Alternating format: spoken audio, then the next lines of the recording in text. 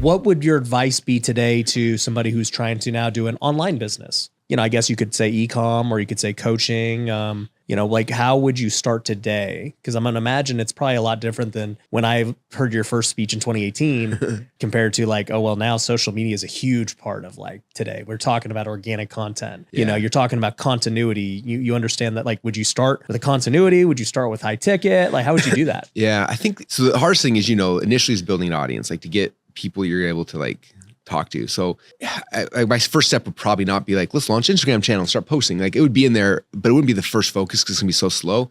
My first thing would be like, hey, who's already has eyeballs of the people that I want to talk to, right? So probably the easiest way to do that is I grab my phone. In fact, we're launching a new business right now on personality profiling. So I literally just did this. We grabbed our phone, opened up the iTunes app, and then we found the category that was closest, like it was like the personal development industry, right? And iTunes ranks podcasts from 1 down to top 200, right? Yeah. So we have 200 top podcasts in personal development. And I looked at that, and there was only one in the 200 that had anything to do with any kind of personality stuff. I was like, sweet, we have an angle, right? I always look at, like, in every market, there's an ecosystem. And what most people do is they try to come into the ecosystem and copy somebody else. Like, oh, I'm gonna copy someone else. What I try to do is like look at the ecosystem and like, okay, like this business or person or brand or podcast is all about this topic and all the different pieces in the ecosystem, right? Like, again, I'm not a real estate guy, but I assume in the real estate market, there's probably guys who do wholesaling, and guys who do flipping, and guys who, you know, all the different people. So like, there's kind of this ecosystem. In my world, in the online marketing world, same thing. There's people who focus on social, and then paid, and then funnels, and then webinar. There's all these things. So I'm like, where do I fit in this ecosystem where I'm unique? I have a unique, different message than everybody else. Because you can figure that out, then you have access to everybody else's platform very, very easily, right? Because people have podcasts looking for content, and if you contact them, you're like, hey, you got you have a relationship podcast, you're getting 1 million views a month. And my guru for our business, she does personality profiling. Like, she can come to them like, hey, can I do? I have a really cool process we can teach your people on how to do personality profiling for the relationships. They can figure out how to, you know, connect with their spouse and whatever, right? Like, that's an interesting topic now for relationship podcast.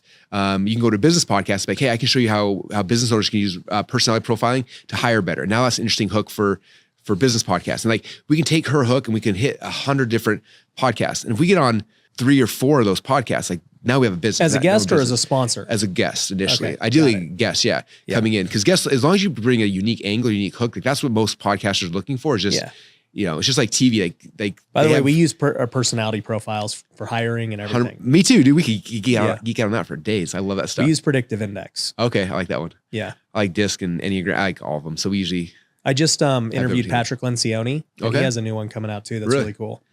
This is fascinating. So I don't know if you know, like, I'm obsessed with Napoleon Hill, but he wrote a personality profile back in the 1900s. I got the original copy of it. Whoa. And his actual test results. So I'm trying to reverse engineer that into like one that someone could take online. It's kind of cool. Well, that is cool. But yeah, that'd be the game plan. And now it's like, now you're getting people's podcasts, and you can push to whatever your socials, like push to your own podcast or push to your... You can chop it up into content, into ads, social proof.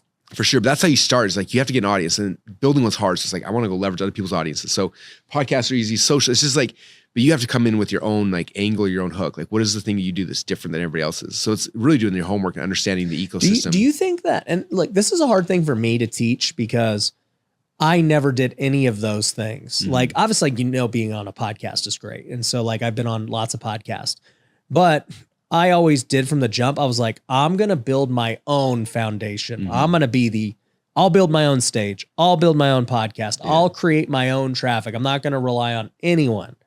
And literally to this day, my affiliate income is like non-existent from both me affiliating other things and then people affiliating my stuff. Because I just don't try. Yeah. And how many podcasts have you been on? I mean, I've been on most of the big business ones, but like, I should try to be on them more. What percentage of your audience came from that though? I don't think a lot. I think it's all come just organically because like up to this point in the last 4 years, I've gotten over 1 billion views myself organically. So I don't know what 1 billion views is worth, but like they find it. So like, you know, sure. If I've been on the Bigger Pockets podcast, which is the biggest real estate, 3 times. And I don't know how many downloads or views that got, but I do know for a fact when I was on it the first time in 2018, being unknown, for sure. Huge for me. At the time, I didn't have education or anything to sell, but like huge thing for me. But then, thereafter, like at that point, like most people kind of like already knew me in the real estate space, maybe some new people. It's like a launch pad. It's how do you, because again, the whole goal is I got to acquire an audience I can sell to, right? So it's like starting that from scratch is hard. It's very hard. But I do think what's interesting I found is that like, is that people don't switch media. Like people have their favorite thing. Like people listen to podcasts. Doesn't mean they watch YouTube. People watch YouTube. Doesn't mean that they watch podcasts. And so what we found is like if the platform I want to create is a podcast, then I'm going to get on everyone else's. Because like, I don't know about you, the way I consume podcasts, I'm subscribed to 4 or 5, I listen all the time, that's it. And the only way I get introduced to new ones is when somebody on a podcast comes on who's fascinating me, then I go find that person. But there's no, like, I don't see a Facebook ad to come on a podcast, right? Yeah. Same thing YouTube. Like I'm not Instagram. Like, I mean, there are people who go from Instagram to YouTube, but it's shockingly small how many cross over. But people who are on YouTube. So if I want to grow a YouTube platform, yes, I'm going to go post my channel, my thing, but then I'm going to get as many other people's things as possible because that's how people find you. And so that's kind of the bigger thing. And you're right. After a while, you hit critical mass where it's less less important. But for sure, when you're starting, 1,000%. But I do think now with reels and shorts, that is another way people are now finding podcasts. Yeah. Just seeing all the clips. Yeah, I do agree with that. It's also interesting because like, I've noticed this, man, I've been in the business 20 years now. So like anytime a new platform comes out or a new thing they want to reward you for, or they want you to use, they reward you for, right? So like right now, reels are the thing that they're pushing. And so they reward. So like nowadays I see people come out and they'll post a video and get 1 million views. And it's like, oh my gosh, well, that didn't happen before. And it won't happen in the future, but right now it works, right? Yeah. It was like Facebook groups. And Facebook groups first came out. I remember sitting there watching TV and there was an ad on a TV for a Facebook group. Like they're pitching Google or Facebook an ad on TV about Facebook groups. I was like, oh crap, this is the number one thing. So that's when we launched the ClickFunnels Facebook group and it blew up because like that's what they're rewarding people that today so much so they're buying ads on TV about it. Like focus on that. Like, like every platform. And so like, I remember when, what's it even called? It was Google when Google had like their Google Meetup or Google Hangouts. Like when that popped, it was in the spot where like if you made a Google Hangout video for any keyword, you were ranked on page 1 in Google within minutes. Because they wanted it. I was doing thousands a day. We had a list of keywords. I was like, boom, click it up. Hey, what's up? This is Russell Brunson. Insert keyword. Call to action done. And then another one. And like it was crazy because like they were rewarding it. So we were like dominating everything in search engines, just busting out video after video. And then it died and they de-indexed everyone. It was gone. But there's a window, right? So I think right now there's a window where reels, shorts, like that's the thing. And so like people can capitalize and they can cheat the system and get ahead because of that. But just knowing that eventually that window closes. It always does.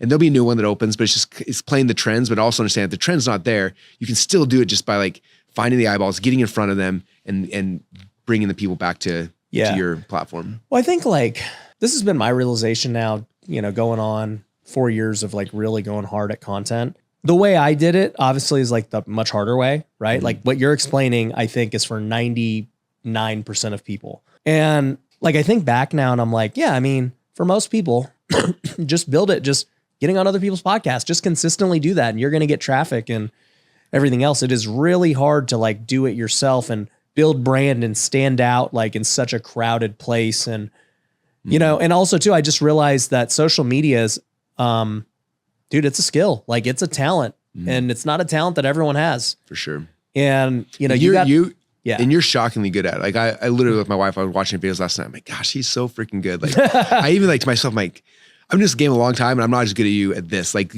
anyway.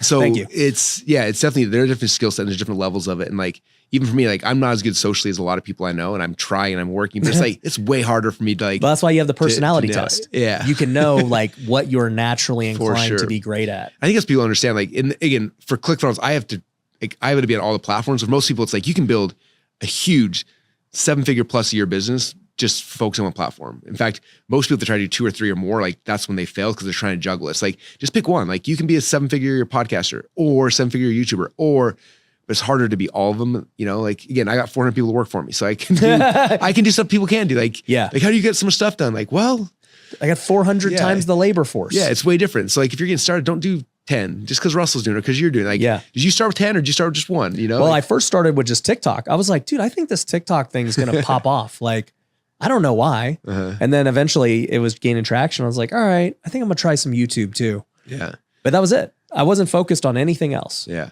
I didn't have a podcast. I didn't have, anything. I think people make that mistake. They see where we're all at this point. They try to copy that. Like, I gotta be everywhere. It's like, no, Like, don't. Yeah. In fact, this is, I don't know if you know Rachel Hollis, if you follow her. She's fascinating. She wrote Girl Wash Your Face, became the best-selling book of the year. She blew up everywhere. It was insane, right? And so she was doing speaking tours. She was doing stadiums of like 60,000 people. Dang. I was watching week after week. It was crazy, right? Just like she blew up overnight, and she was doing all things, podcasts, everything. And then when, everything comes and goes, and dust settled and things kind of, changed around. And I talked to her, and it was fascinating because she's like, I was doing so much stuff. I was so stressed out doing everything. And then she's like, I realized of all things I was doing, the thing that was like the least effort, maybe the most money, was my podcast. She's like, so I killed everything else, fired her staff. Now she does the podcast. She's making way more money, way less effort, and just one channel. And she's someone who had access to every channel, like known to man. And she went back down to just one. So I think for me, I was just like, man, I keep trying to like do all things, like just if we focus better at one thing, like, and become really, really good at it, that's better. Well, I was going to ask you that because like, you've been focused on ClickFunnels for 10 years. Mm-hmm. Now, clearly having such a big audience and community, you get opportunities left and right, partnerships, businesses, ideas. And you're like, dude, that idea sounds good. That sounds good. Like we could integrate that into ClickFunnels, or I could definitely push that to my email list or whatever. Right. Yeah. How have you stayed focused? I can't. It's so I'm hard. now simplifying. Yeah. I've like gotten rid of so many of my businesses to simplify. Yeah, I go through the ebb and flow of that too. In fact, we just shut down like 6 side businesses that were just costing more than they were making because of effort. Yeah. But I'm an opportunist. I love it. I get so excited, especially if someone comes to me like, hey, here's the idea. I'm like, that's a great idea. Like, you build the funnel, I'll give you 50%. I'm like, ooh, and like I get excited, and then, but it never works out good. So for me, what I've had to do, that's why I have my inner circle 100%, is because that's not true. I'd say 80% of the reason why I have it is because it gives me the ability to like flex my creative muscle on someone else's business. But then when it's over, they go home and I don't have the, it's like I could have the one night stand without having the baby afterwards. You know what I mean? It's like, for me, that's what I've had to do, because it's hard. Like I get that itch of just wanting to, and I see some friends who I've got, like Hermosi's a great example. He came into our program way back in the day, and now he's out there and he's taking equity on other people's businesses, and the partner's like, it'd be amazing. But then like, man, as soon as someone gives you equity in a business, like they expect you to be there. They expect the world. So that's been for me, is like, but I still stumble into it. I get excited and I, but like also too, your opportunity cost has, gotten so high where it's like, this could maybe make $10 million, but then what's the cost? Yeah. If I could do another webinar over here, and you know what I mean? Like, it's tough. And so for me, it's like, this is the, what I've looked at to like make it the thing, as I look at like, who's my dream customer? Like that's who I'm actually serving. So everything I'm doing, from software to books to everything's like just about this one avatar, the person I've called to serve. And so that's why I look at through the lens of just like, will this actually help them, or is this my ego? Because most time it's just my ego. Like, oh, I could do this, versus like, that's me for sure. Yeah. Versus like, is it actually gonna help them more than me doing what I'm doing now, more than me doubling down what I'm doing now. So that's kind of how I try to, because like, for example, I did launch one business this year, which is a passion project of mine, but it's like, it's a personal development brand and stuff like that. But what business is this? Secrets of Success. Okay. And then I had the personality one. So I got 2, sorry. But both of those are things that I believe, because like most of the people who come into my world, they don't fail because the tactics aren't there, right? Like I've written 3 books, like read them, all the tactics you need, like they're there. You've strategies there. I feel like you have so many. Well, there's 3 that are real books. I've written like a dozen, but like there's 3 that were the others published. Are lead magnets. Yeah, 100, yeah. I look at 3 that have been published. I'm working on my 4th. But like the reasons why they're failing, it literally 100% is because of the psychology. Like they're stuck in their head. They can figure out, they have too much fear. They have like all the things. And so like that business is to help serve those people who are like, let me get you unstuck so you can actually just do the thing. Because the thing's not that hard.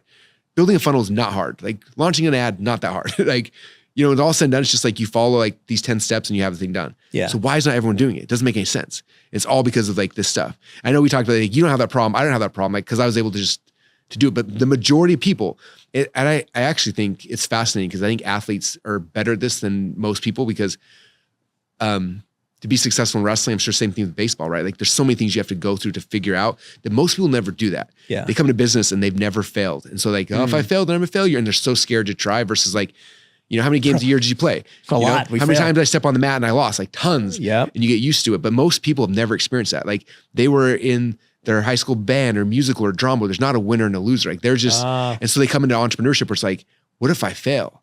And they're not used to that. So you're like, yeah, you are. Yeah, Many you're times. going to, and that's part of it.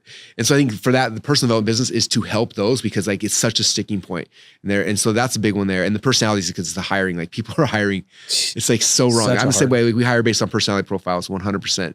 And so like that whole business is built around that. So it's like, how do we, like what's actually gonna help these people the most? And so that I'm also fascinated in. So that's kind of how we play with it.